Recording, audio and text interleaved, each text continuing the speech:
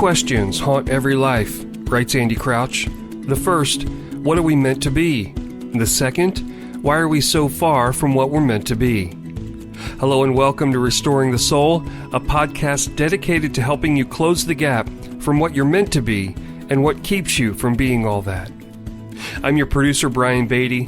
Thank you for listening. Michael's guest on today's podcast is Pastor Brandon Washington, a church planter and the pastor of preaching and vision at the Embassy Church in Denver, Colorado.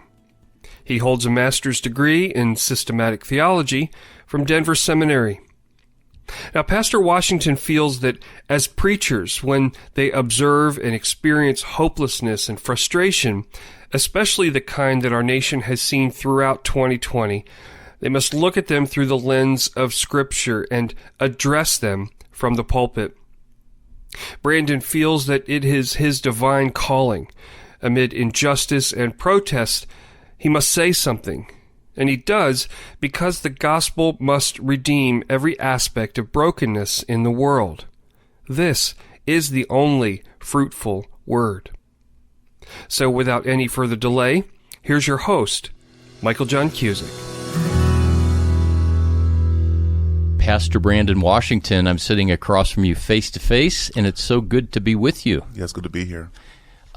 You are Ginny's pastor. I am. And Ginny is my assistant at Restoring the Soul, and there's a miracle story about how she came here, which is in many ways related to you passing on a podcast and that kind of thing. But it's really great to meet you today, and I so appreciate your time. You wrote an article that I read. You've written a couple of articles for Christianity Today, and the most recent one was about confronting injustice with the gospel. Mm-hmm. And you opened that article with a story, and I'm going to read that opening sentence or two. You said, "When I was a 12-year-old boy, I had a sobering conversation with my father and uncle. Generally, it is referred to as the talk." Will you talk about that moment and talk about the talk? When I was 12 years old, I was a defensive tackle on my Pop Warner football team. Were you as big then as you are now? You're like 6'4". Yeah, I was larger than my father at 12 years old. My father, to this day, my father will ask how this happened because my father's about 5'11". And at his heaviest, he may have reached 180 pounds. And I remember him telling me at 180 pounds that he said, I got to get some of this weight off of me. I'm having trouble getting around. I said, man. So when I was 12, I was about 6, maybe 6'1", and weighed about 220. I was larger than my father and my uncle. And there was a young man in our neighborhood who had been... He had an encounter with some police officers in the neighborhood. And this was in Dallas, Texas? This was in Dallas. Okay. And he ended up being beaten up pretty badly during that encounter. He didn't die, but he was arrested, and when he came home, he had been pretty beaten up. And that prompted a conversation. We were just in the front yard one day, and my father and my uncle came by, I don't even know if this was a conspiracy between the two of them, but it just came up somehow, and they wanted it to appear organic, but I could tell it wasn't. And they initiated a conversation with me about how I would handle a similar situation. And I leaned very heavily into how unafraid I am. And I referenced, athletic ability and how I could have handled that. And I remember my father saying, "You're not going to have me go to your mother and explain to her why you didn't make it home today." So the two of them sat me down, and they gave me this message that I did at the time. I thought it was a waste of my time. I had other things to do, but I in hindsight I recognized that nearly every parent in our neighborhood was having that conversation with their adolescent children, especially their sons, because when I'm walking down the street, many people in my neighborhood who know me, who identify with me, they saw a 12-year-old boy.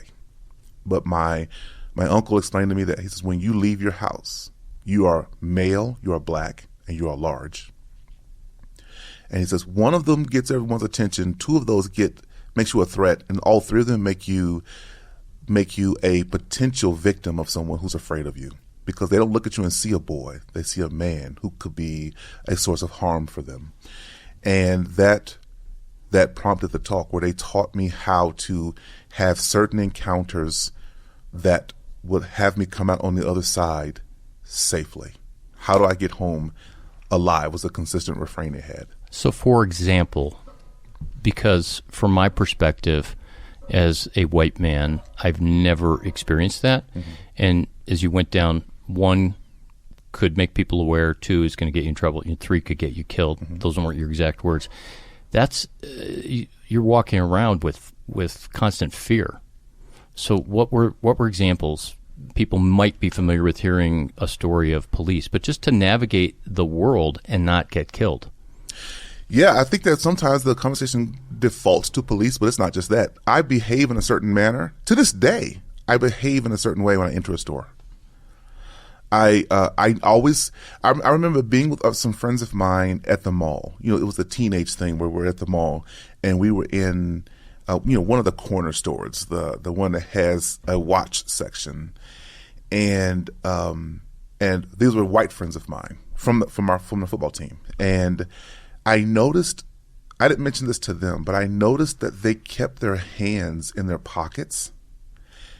And I was always taught that when I'm around things of value, you always keep your hands in plain sight. It's those types of things. It's, in fact, it has become such a default act for me that I don't even notice I'm doing it now.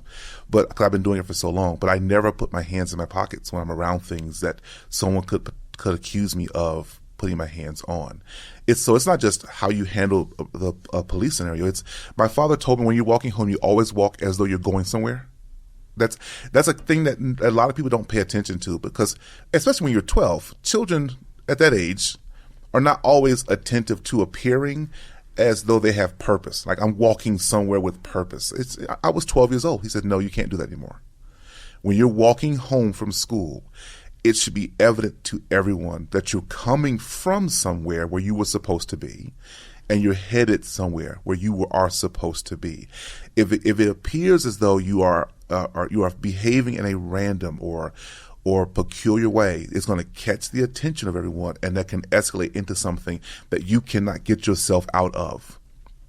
And none of those things make sense to me. I need to be clear on this, and I didn't mention this in the article because of word count limitations, but I don't want anyone to read that and think it made sense to me at 12. None of that made sense to me at 12. I thought that was the most ridiculous thing. But what I did mention in the article is, as I got older, their concerns started to make sense to me. I started to have experiences that gave credibility to the concerns that they had. And the problem with that is, when you're 12, you're doing this because your father told you to do it. Were you aware at that time that this was because of the color of your skin, or did you think that every parent had this talk with their kids? I knew every black parent had that talk with their kids. Okay. Yeah. In fact, that's part of the talk. The fact that this is a thing that is unique to you. If before the words white privilege were a thing, I was familiar with the idea, the concept of privilege, but it wasn't something that someone had. It wasn't presented to me as something that someone had. It was presented to me as something I did not have. And the way it was packaged is, you do not have the privilege of walking home without the appearance of purpose. You do not have the privilege of having your hands in your pockets as though you're here and you're supposed to be here and you're not doing anything wrong. You don't have those privileges. And that was an unfair thing to me at 12, and then it was affirmed as I got older. And as I was saying, when I was 12 years old, you just do it because, my father's from Mississippi, and he raised us like he was from Mississippi. And not only is he from Mississippi, but my father was raised by his grandfather. So he was raised by a man who was born at the turn of the 20th century. Wow. And in fact, to this day, when he speaks of his grandfather, he calls him daddy. That's his father. As far as his maternal grandfather is his father. And the big point about that is, the experience I had as a child was you do something that your father tells you to do. I grew up in a household where my father was present and he was involved. So you do what he tells you to do. So if it doesn't make sense to you, he didn't care. You better do it, or there are going to be some significant consequences of you dishonoring this. So at 12, that's the reason I did it. And I thought when I'm older, I'll do whatever I want and I'll be able to put this aside. But as I got older, I started to recognize the necessity of many of the policies he put in place. And they're still there for me today. When I get pulled over, I have a routine I go through. Everything's out before the police officer gets to the car. I have both of my hands at 10 and 2 on my steering wheel, and everything he needs is in my left hand. And if it's dark outside, all the lights in the car are on. And it's a very precise thing. He says, make sure you remove everything that can escalate into something. And as you get older, you recognize what that list of things has to be. I think it's interesting that you referred to privilege not as what others have, but as what you didn't have. Right. That really reframes it. Can you talk about other experiences that you had that started to prove why your dad did what he did? When I was in the 5th grade,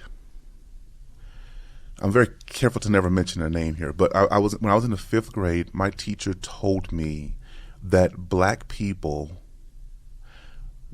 had to receive names from slave owners because they had been enslaved for so long that they forgot their names. And that didn't make any sense to me at all. I don't know how old you are in the 5th grade, 10, 9, 10 years old. That made absolutely no sense. In fact, she had a very peculiar name. And I remember asking her, how long would it take for you to forget your name? I don't think they forgot their names. I think their names were deliberately taken from them.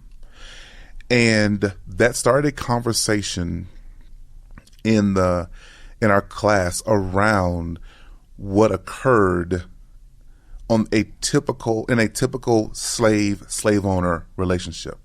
And she rejected nearly everything that was coming from her students on this issue.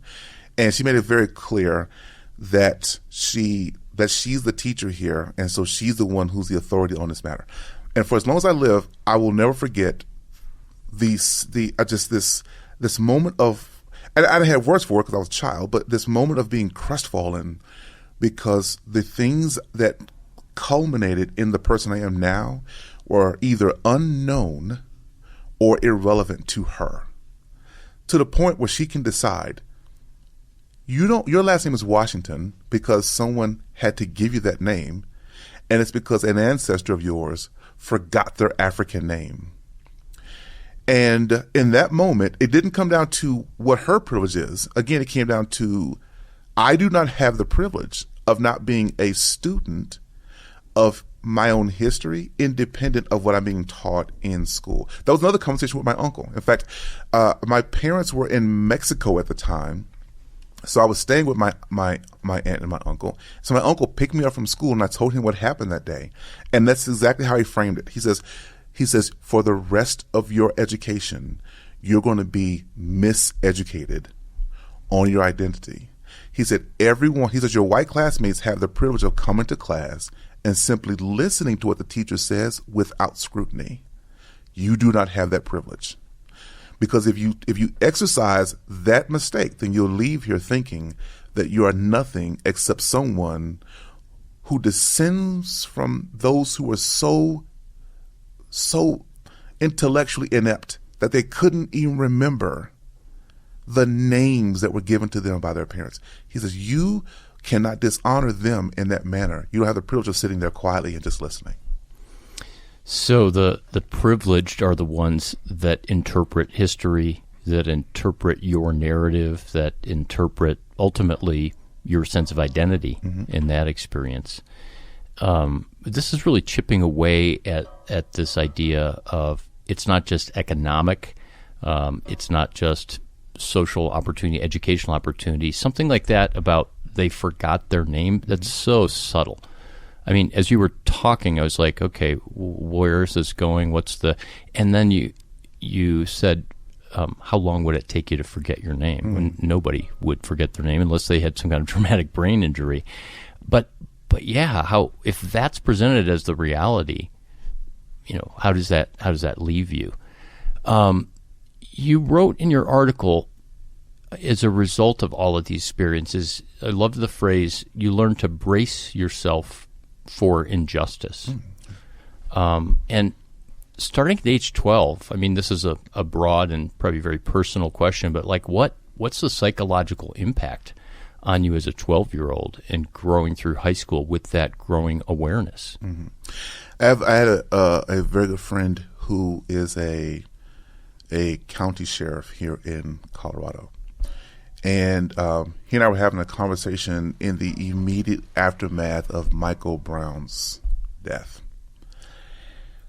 And I think this goes back to a reference to privilege, but I was troubled by how thoroughly he assessed the entirety of that encounter by evaluating a 1, 2, 3 minute window of time. And I had to constantly say to him, you need to know what's going on in Ferguson for years that precede that moment before you can evaluate that moment in the way that you did. I think that was one of my biggest struggles. And he says, I don't care what happened prior to that moment because you're not accountable for the history of the event. You're accountable for how you act in the moment. And I said, you have the privilege of separating how you're going to act in that moment from the runway, the historical runway that culminated in that moment. And I said, for example, I asked him, how many times have you been handcuffed in your life? He said, I mean, his question was, I mean, he didn't even understand the question for a moment. He says, I mean, just as a means of arrest, I've never been arrested. I said, I've never been arrested either. But how many times have you been handcuffed and you're having to prove that you did not commit a crime of which you're being accused? And he says, that's never happened to me. I said, between the ages of 12 and 24, I was handcuffed 7 times. And I mentioned my father earlier, okay, and I had a mother in my home as well, and they were no nonsense. My father once, I'm from Texas, so we don't say spanked. Okay, I won't say that for the record. My father once whooped my brother with the police in the house because he saw my brother, a young man who had run away from home. My mother saw him. She brought him into the house, and she called the police. They had been looking for him. They come to our house to get him. He was eating cookies and drinking juice when they got there, so they were letting him finish. My father's at his desk, and he looks out the window and sees my brother riding on the hood of a car, and immediately called him into the house. And the moment he came through the front door in the living room with the police 25, 30 feet away, he whooped my brother in the living room. That's the father I grew up with. I grew up in a gang neighborhood. I'm from a neighborhood called Pleasant Grove, and the Bloods were in our neighborhood, and they would recruit my brother and me for the gang. In fact, they wanted us to sell. Someone had gotten arrested, so there was an uncovered corner, so they wanted us to sell crack, and our response to them was, we can't, because our father will kill us. Okay, that's the household in which I grew up. I was afraid. I wasn't just an ethical kid that had this code of ethics. It was a fear. My father, who did have an unwritten code of ethics, obligated us to it with strict consequences. So we didn't do things wrong. And in spite of that, I was handcuffed 7 times. On one occasion, I'm walking home with a friend of mine named Chris from football practice, and we had taken our pads off and put our jerseys back on. So the name of the school is on the front, and my surname is on the back. And the store got robbed. We knew the store owner. We know her. She gave them a description, and they saw us. They handcuffed us and set us on the curb. And I need to say this: there's nothing more humiliating than sitting on a curb handcuffed while dozens of cars drive by, assuming that you have done something that justifies what you are experiencing right now. Now imagine having to endure that 7 times. Now imagine having to do that repeatedly, and you are 13, 14. These are formative years. this is adolescence into teens and then into young adulthood. And when we were done, I asked the police officer, because they let us go. She came by and said, no, that's not them. In fact, I heard her say, no, not them. That's Brandon. She actually knows me. I asked the police officer, did she describe the people who robbed the store? She told them that they should be looking for teenage black males, that's 25% of our neighborhood. Like, that's a lot of people. I said, so she didn't mention that it was number 75 and that he went to E.B. Comstock Middle School and that his last name is Washington? I said, who robs a store with their name on their back? And here I've been sitting on this curb for 40 minutes trying to show you that I did not do what you're saying I did. That history informs the way I perceive moments. And some of my white siblings, my eternal siblings in the kingdom, since they have not had that history, they don't bring that to the moment. So I looked at Michael Brown I saw him on the street for 4 hours, uncovered, and I identified with that boy. By the way, he was 18, and when I looked at him, I saw a boy. I look at Ahmaud Arbery being killed, and I identify with him. When I see George Floyd with a knee on his neck, I identify with him. It's not just a human being. That's enough, by the way. To see him as a human being, that's enough. But it's a human being who could be me. And not only do I identify with George Floyd, but I empathize with the voices that I heard there on the sidewalk, pleading for his life. What do you do when you're trying to preserve a life, and the threat against his life is someone in a uniform? What do? They are scarred for the rest of their lives. The woman who recorded it is 17 years old, and she's going to carry that image for the rest of her life. I think that privilege is the ability to go through your life without any regard, without any attention to your ethnicity. I think that sometimes when we think of privilege, we think financial, a financial leg up on everyone else, or nepotism that brings me into large financial firms that for which I'm not necessarily qualified. No. Privilege is the ability to go through life without constantly monitoring how my ethnicity, how my appearance, how my cultural background is going to impact the moment into which I'm walking. What are people going to presume about me when I walk through this door? I don't have the privilege of being oblivious to that. You said that bracing yourself against injustice and those scenes that you just described in broad terms, but that's just so, it makes me angry as I hear that. But you said that it led to a crippling hopelessness. Absolutely. Tell me about that. And specifically, when you were handcuffed there, wearing your jersey, as a boy, you stand up, the handcuffs are loosened. What's going through you at that point? Okay, that's an excellent question. It's while you're on the curb, it's an anger. It's the same emotion that I pictured I would have when my father and my uncle asked me what I would do in that situation, and I appealed to my ability to handle it, not my physical ability to handle it. So it's anger. The moment you stand up and the handcuffs are removed and the realization of what has just occurred, it lands on you. It's this intersection. It's hopelessness and anger. And it's the kind of thing you're not allowed to say when you're a 12-year-old boy, and that is your feelings are hurt and you feel victimized. And it's the intersection of all those things. But the problem is all of it's wrapped in the package of hopelessness. So you're experiencing all of these things, and as you're walking away and you're processing, what could I have done to avoid this wound? And you come to the realization, nothing. There's nothing I could have done to avoid this. And so when I use the language of bracing myself for the blows of injustice, you have to just decide. This was the posture I had as a teenager. You have to just decide that this is one of those it is what it is. It is what it is moments. And I didn't have a message that warred against what it is. I wasn't a believer. So I did not have a message that could war against what it is. So the hopelessness was not merely I could not do anything. It's there is nothing to do. It's not just that I can't do anything. It's that there's no solution. There's no solution. No one can do anything.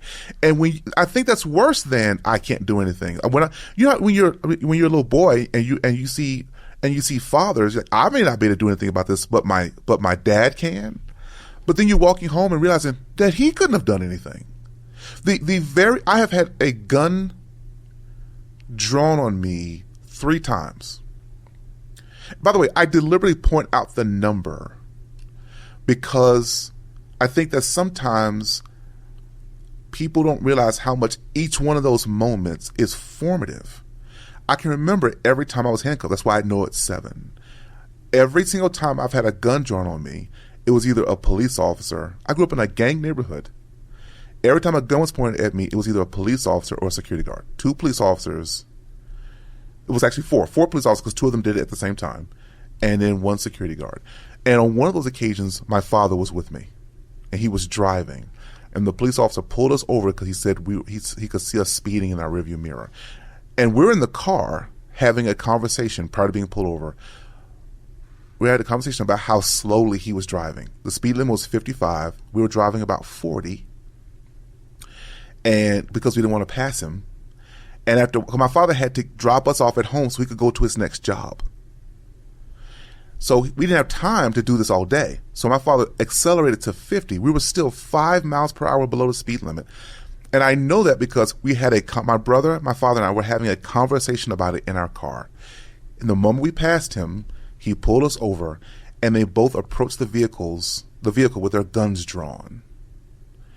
And they pointed. There was one on the passenger side and the other on the driver's side. And the one on the passenger side pointed his gun at both my brother and me. And in that moment, I realized that not only can I not do anything, but my father can't do anything. And that's a different kind of hopelessness. It's not that I'm not powerful enough to do something, because one day, if there is something, one day I could grow into that. But the conclusion I came to was not only can I not do anything, no one can. And that's a condition of hopelessness that no one should have to endure. Yeah, that's despair. Yeah. Fast forward, you became a Christian and you went to seminary, and I want to double back in a second and hear that story because it's fascinating. But you wrote in the Christianity Today article that the Sunday after Mr. Floyd's murder, where the police officer had his knee on his neck for over 9 minutes, you said that you were compelled to preach the death and resurrection of Jesus. Mm-hmm. So talk to me, because that's the hope that you're referring to that grew out of the hopelessness. Yeah. So I became a believer, and I'm among the people who can give you the date. My wife can't do that because my wife's father's a preacher. So she says, I don't have a date. I know I wasn't born a Christian, but I've believed this for as long as I can remember. But for me, it was March 12th, 1997. I was a sophomore in college. And I was at a Wednesday night Bible study, and I was only there because the pastor of the church was the father of a friend of mine, and she invited a bunch of us to church, and we all went, and it resulted in me having a relationship with him, and I had a mentor interaction with him for some time, and among those things I would be at Wednesday night Bible study. And I had only seen people accept Christ on Sunday at the altar calls. So they would come down the aisle, so because of that, on the Wednesday night after Bible study, I said to him, on Sunday I'm going to accept Jesus as my Savior. And he says, why would you wait until Sunday? And I said, well, that's the only time we do it, right? I've never seen it done. And so he said no. And after everyone left, he sat me down and he walked me through Ephesians chapter 2. So to this day, my favorite chapter in the Bible is Ephesians chapter 2. And he gave me verses 1 through 10 and showed me how the death and subsequent resurrection of Christ reconciled us to God. He explained my condition using verses 1 and 2, dead and walking according to the death and prince of the power of the air and by nature children of wrath. And then he gets to verse 4, and my two favorite words are but God, because verse 4 turns it. It makes a left turn in the middle of the passage. And you go from talking about death and who your pseudo master is and the consequence of that, to it being a conversation about who God is and how he delivered you from verses 1 through 3. You're saved by grace through faith apart from works, so that no man should boast. I had never heard the gospel before. Had never heard the gospel. That's the first time I'd ever had heard it. I knew that Jesus died, but I thought it was a martyr's death. I did not realize it was a substitutionary deliverance.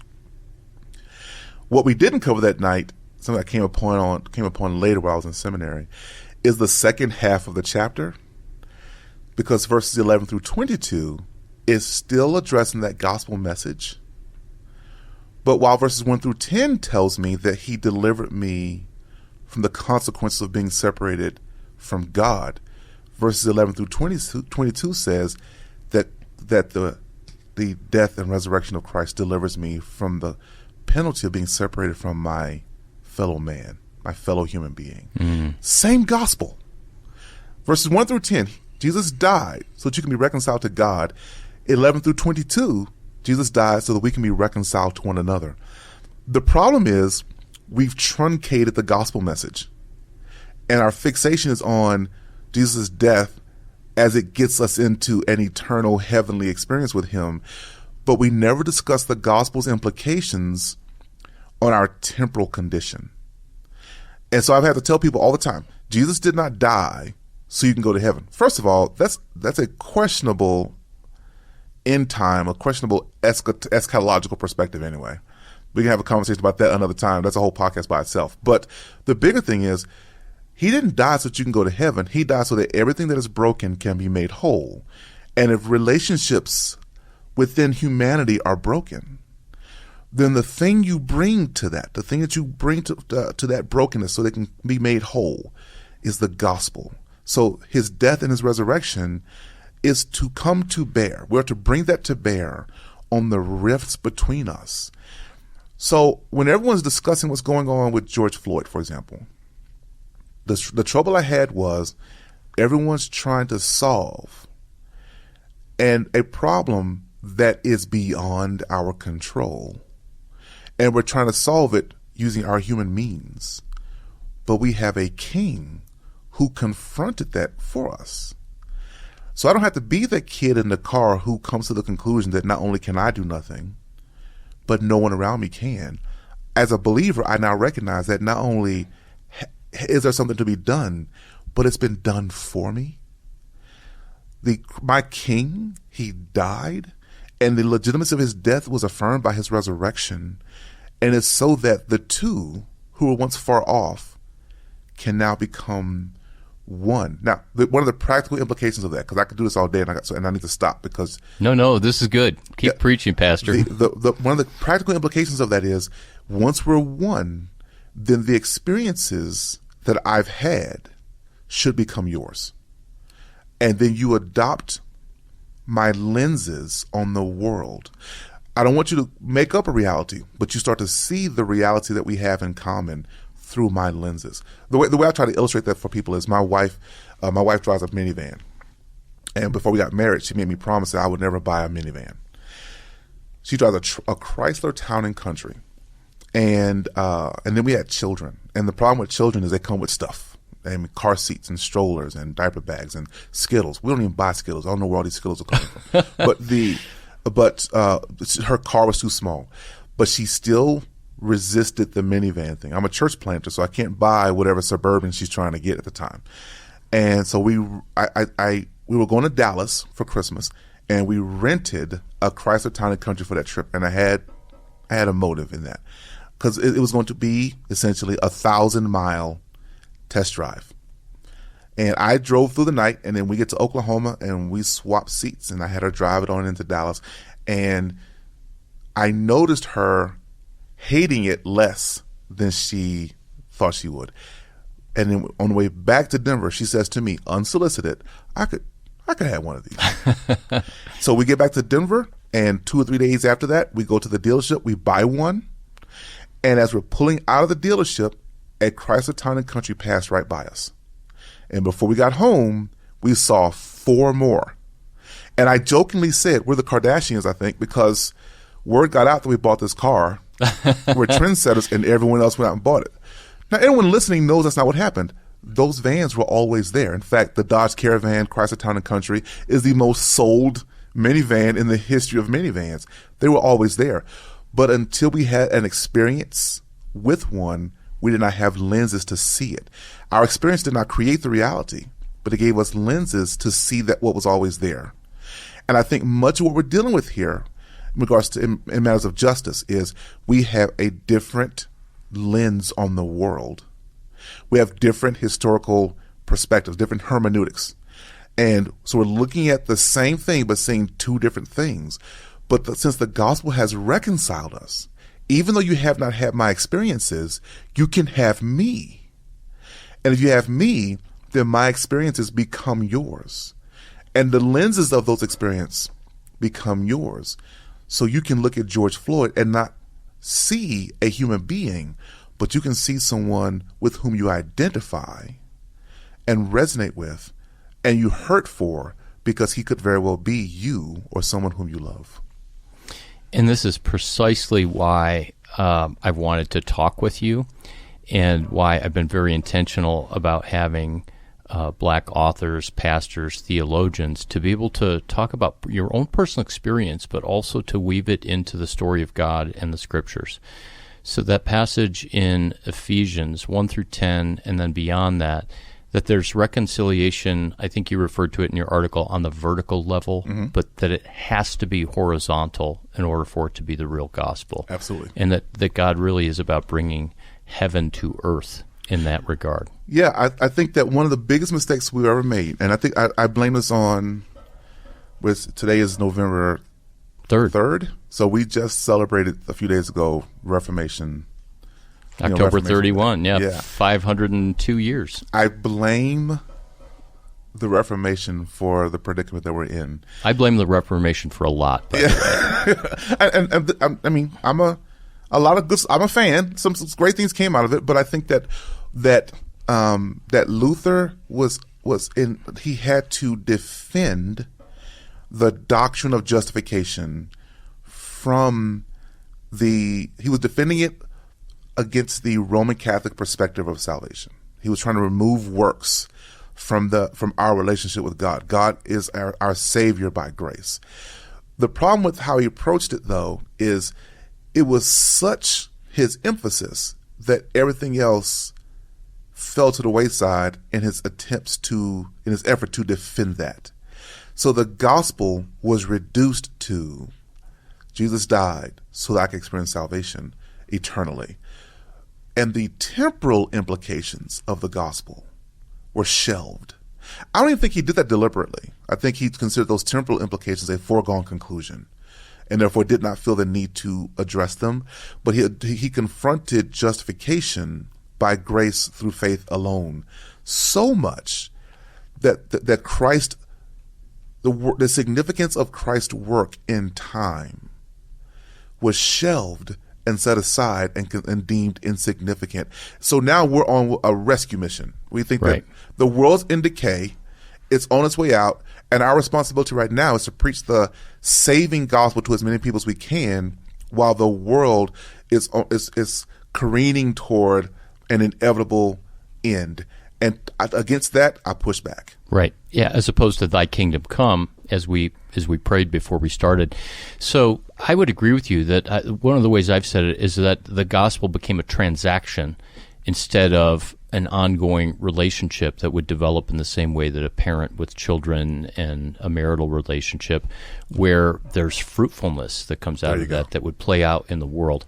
You wrote this article about being black and evangelical in Christianity today, and as you're commenting on Luther and the transactional element, evangelicals have kind of defined the gospel as the four spiritual laws, or Jesus died so you can go to heaven. Right. So tell me about that article and what the tensions are in being black and evangelical. Yeah. Okay. So one of the complications with American evangelicalism is it's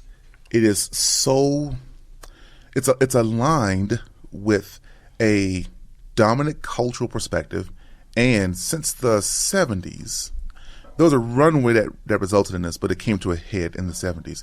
It's aligned with a political identity as well. And the problem that comes with that is many of those cultural and political identities are foreign. Some of the ethical implications of them are foreign to the black community. So in 2020, especially in the aftermath of, and this predates George Floyd by several years. The article that I did regarding black and evangelical came out more than a year before George Floyd's death. But we're experiencing a quiet exodus. The New York Times did an article on this. There's a quiet exodus of black people as they're leaving evangelicalism, because they're recognizing that American evangelicalism, is not only a theological movement, but it's a cultural one.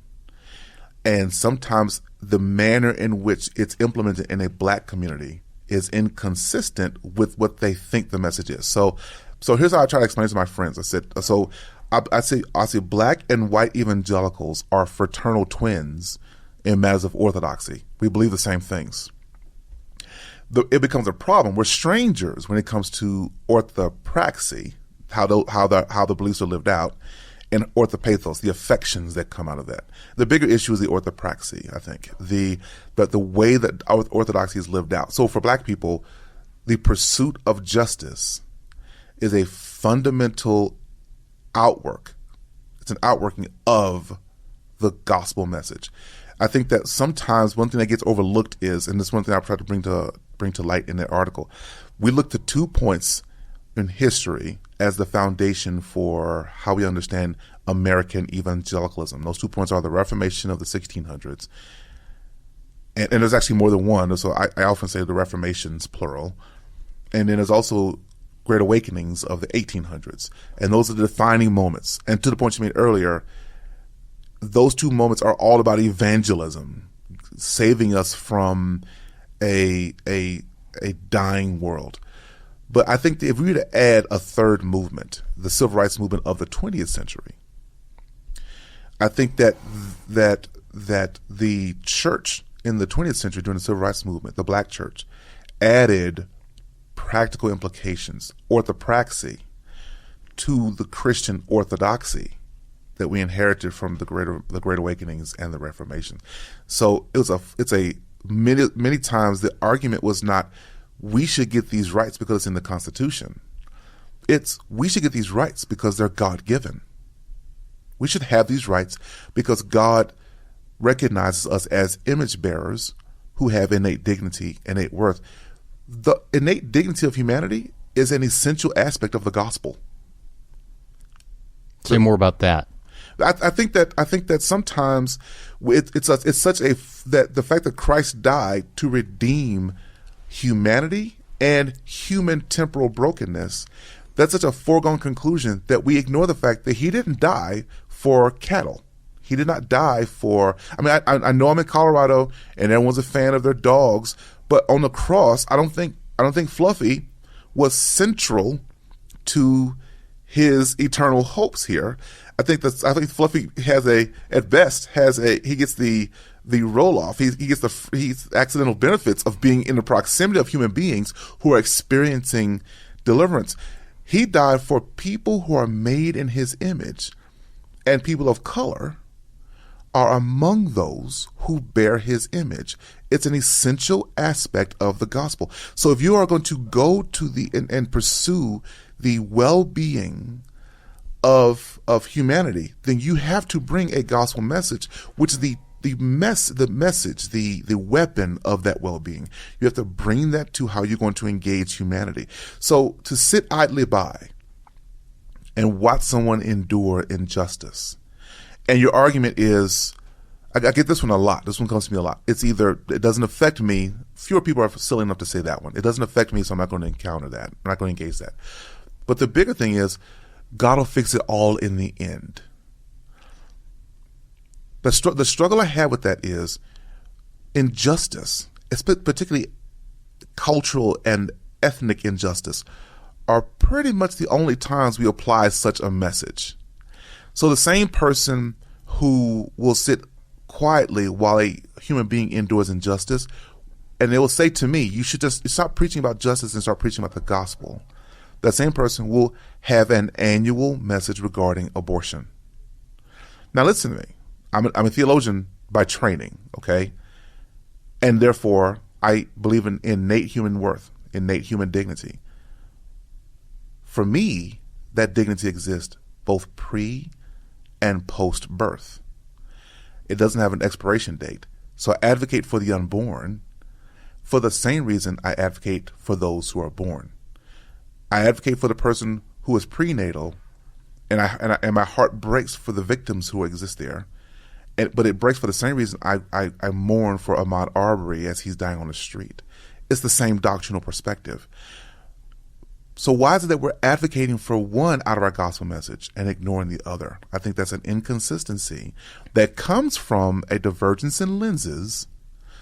We are fraternal twins in orthodoxy, but we're strangers when it comes to orthopraxy. And I think that we're going to have a comprehensive gospel message, then we're going to have to deliver ourselves from that. So I'm an advocate for the deliberate integration of the church. So many different directions that I want to go right now, and time is limited. But this unity of what the gospel does for our relationship with God and what it does for humanity in terms of bringing us together, and specifically this idea of being able to see the experience of the other that is different, the other that apart from that unity and that oneness as a result of the gospel, we might judge the other. Because it's not me, it's them. But how do we help people sitting in your church pews, or in your case, because your church meets at a high school, in folding chairs or chairs, how do we, as pastors, shepherds, counselors, caregivers, friends, parents, begin to bring the praxis, the moment by moment, day by day? Mm-hmm. The biggest mistake here is we decided that there has to be an ethnically homogeneous worship gathering. So we have black churches and white churches. Some of that came out of necessity. The black church is a spinoff of the segregation that was common to the church of the 18th, 19th, and 20th, early 20th centuries.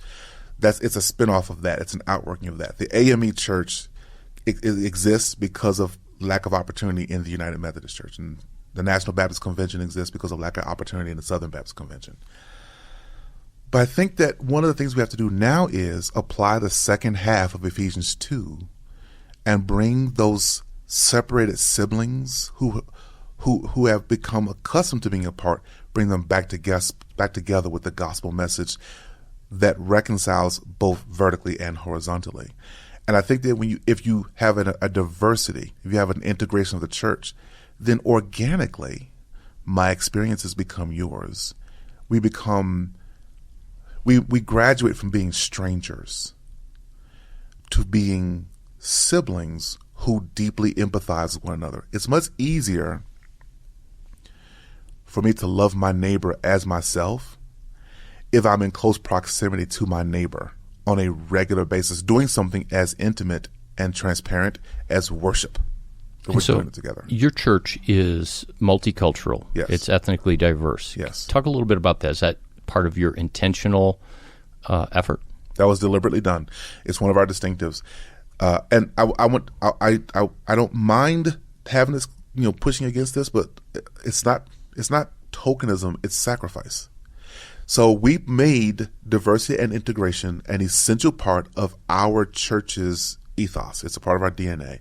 And the way we accomplish that on a practical level is we deliberately strive for a diverse leadership team And we're also we're team led. So when I get up, I'm the preaching pastor, but I don't get up and say I'm the pastor here. I'm the senior pastor here.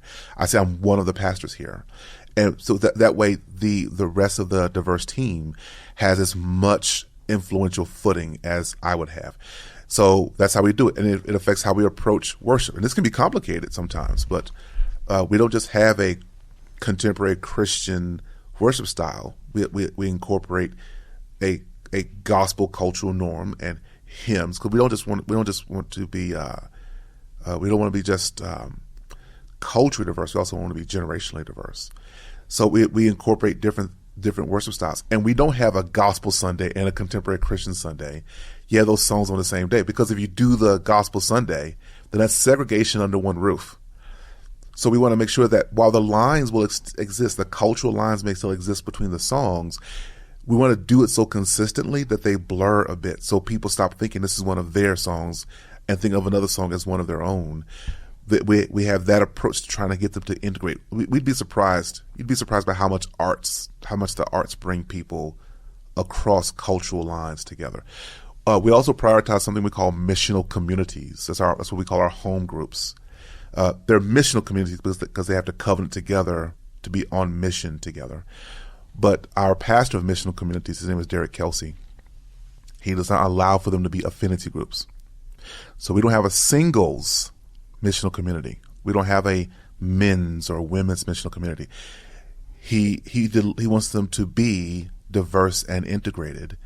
And that way, organically, dialogue exists around their distinctions. Doing life together. If you do life with people who are not like you, they stop being distant strangers, and you start to realize as they get closer to you that you have more overlap between the two of you than you thought originally. And if nothing else, if you have Christ in common, that's a pretty big overlap.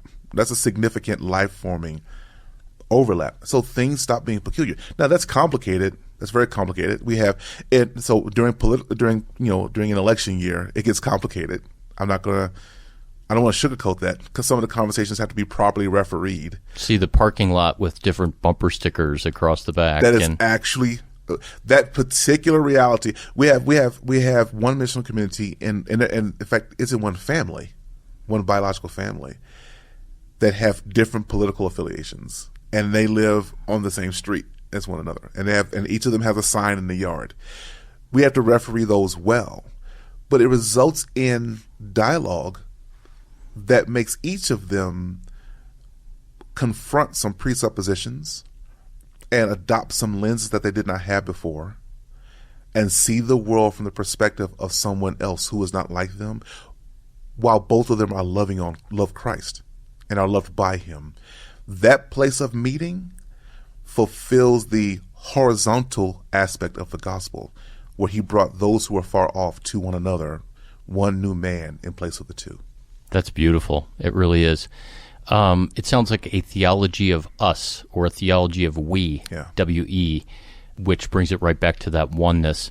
Let's wrap up with this, Brandon. As a pastor, your article talked about how the night before you preach any kind of a sermon on injustice, I think you said it this way, that those nights before are restless and difficult. Yeah. So what's the personal price for you as a black man, as a follower of Jesus, as an evangelical, seminary trained? What's the price for you when you bring the gospel to bear against the injustice in the world?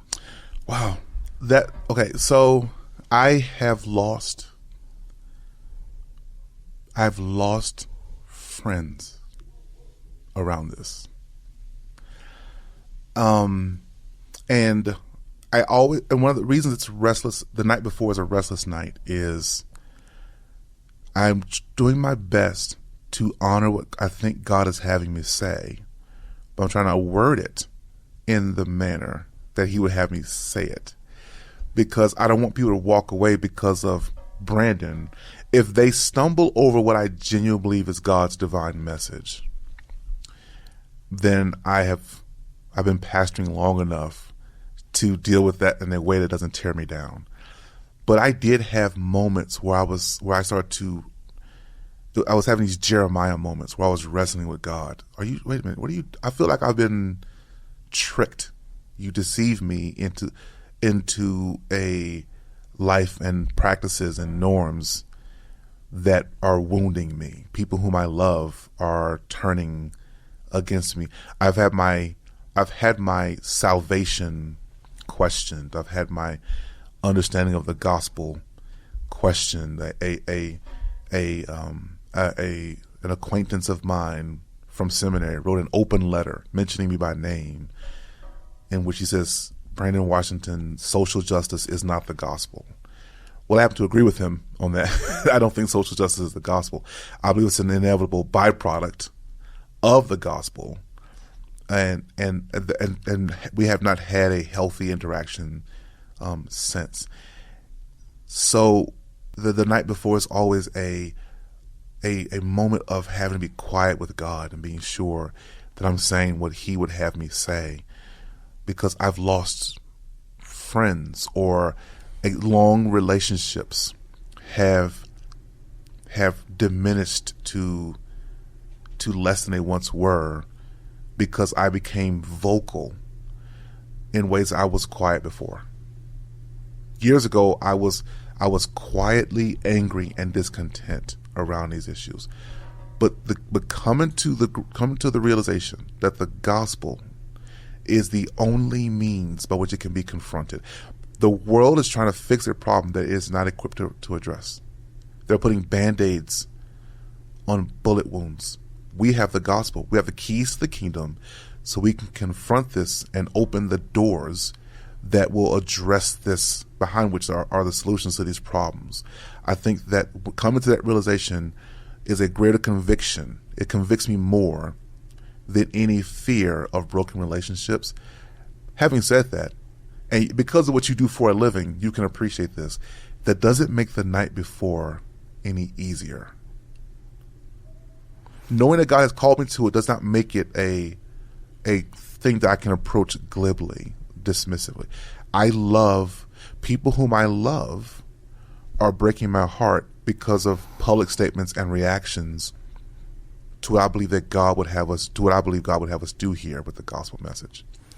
Well, thank you for what you do as a pastor, as a shepherd, as an author and writer, as a thinker. When you come back, we'll have to have a conversation about your passion for philosophy and theology. Yeah. But thanks so much for your time today. This conversation is going to be a blessing and hopefully appropriately provocative to many people, and it has been to me. So thank you. Thanks for having me.